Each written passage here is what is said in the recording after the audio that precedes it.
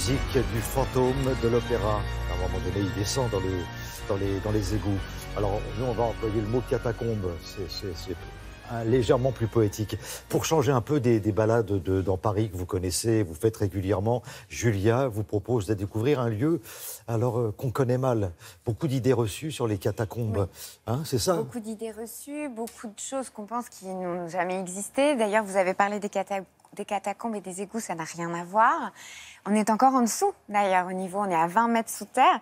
Les catacombes, au départ, ce sont d'anciennes carrières dont les pierres ont servi à la construction de la capitale. Donc, ces galeries, elles vont être creusées à l'époque. Et cette pierre, eh bien, elle va permettre la construction de Notre-Dame de Paris, du Louvre, des remparts de la ville. Donc, on est au XIIIe siècle. Donc, ça remonte à très loin.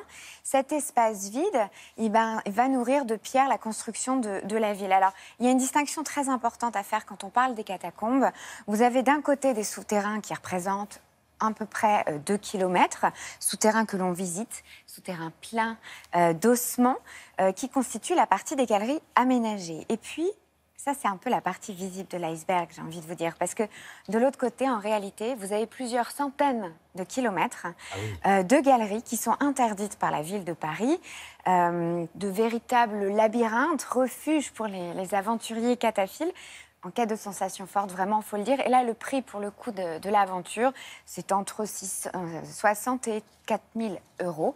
Parce qu'en fonction des lieux que vous allez découvrir, qui sont censés être fermés au public, l'amende peut être très lourde. Et puis surtout, ça peut aussi vous coûter très cher parce que c'est dangereux. Là, on parle d'amende, hein. On parle d'amende, oui, tout à fait. Très, très cher. Donc, ce que vous avez fait, vous, c'était tout à fait autorisé. Ce qui nous intéresse aujourd'hui, c'est la partie autorisée, ce qu'on appelle un ossuaire municipal. En fait, à partir du XVIIIe siècle, on va réaliser des très, très gros travaux d'aménagement dans Paris, notamment avec Haussmann.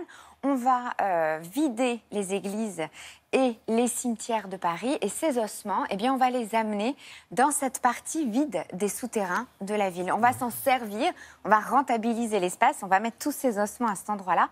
On estime aujourd'hui qu'il y a les restes de 6 millions de Parisiens. On estime à peu près. Et de gens connus, semble-t-il. De gens plus ou moins connus, des artistes effectivement. Des artistes qu'on a déplacés ensuite pour les amener au Père-Lachaise. Imaginez-vous, hein, vous êtes dans des galeries obscures, vous allez voir 1,80 m de hauteur sous plafond. Alors les ossements, vous allez voir, sont disposés de manière très pragmatique parce que pour permettre la visite à un moment donné, eh bien, il a fallu ranger, aménager et les murs autour de vous ne sont que fémurs, tibias et autres ossements. Je vous emmène à 20 mètres sous terre, sous le métro, sous les égouts. Regardez.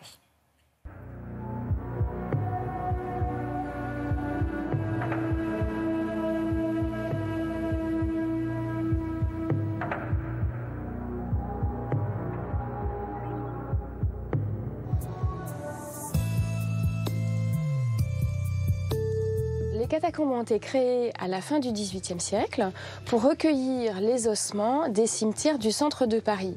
Les cimetières étaient surchargés d'ossements et donc on a trouvé cette idée de réunir tous les ossements de tous les Parisiens entre le Moyen-Âge et le XVIIIe siècle et de les mettre dans cet endroit où ils étaient protégés, à l'abri des regards et en même temps de combler un vide puisque les carrières étaient inutilisées à l'époque.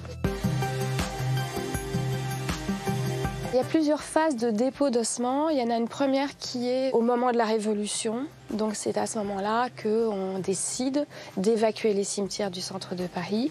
Et la deuxième grande phase d'évacuation d'ossements, c'est au moment des travaux d'Haussmann, puisqu'on va percer de nouveaux axes, tous les grands boulevards, Sébastopol, boulevard de Port-Royal. Donc on va tomber forcément sur des cimetières.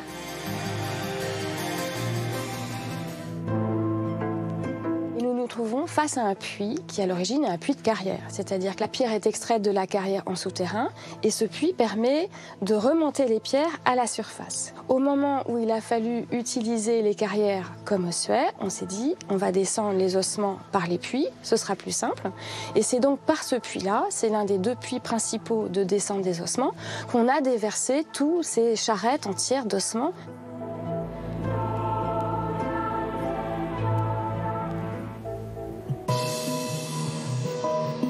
On a localisé sans doute très simplement la provenance du cimetière et quelques 20 ans plus tard, quand on a imaginé faire de cet endroit un musée, on s'est dit qu'on allait réunir les ossements autour d'une plaque et cette plaque commémore le cimetière d'origine.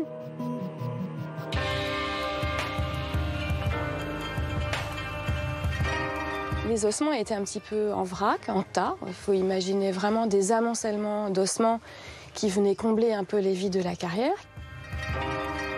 C'est un inspecteur des carrières qui s'appelle Éric Ardetury qui s'est dit, puisqu'il y a un goût un peu funèbre pour aller voir ces ossements, on va offrir aux visiteurs un vrai décor, un vrai musée, et on va ranger ces ossements pour en faire une promenade souterraine, un peu romantique, un peu macabre. Si vous êtes intéressé pour découvrir ces catacombes, il y a tous les renseignements sur le site de Télématin. On en reparle un peu plus tard, Julia. C'est passionnant, formidable. Merci beaucoup. Et ça part d'Enfer Rochereau, je crois. Hein, c'est ça. C'est ça. Ouais, l'adresse est sur le site internet.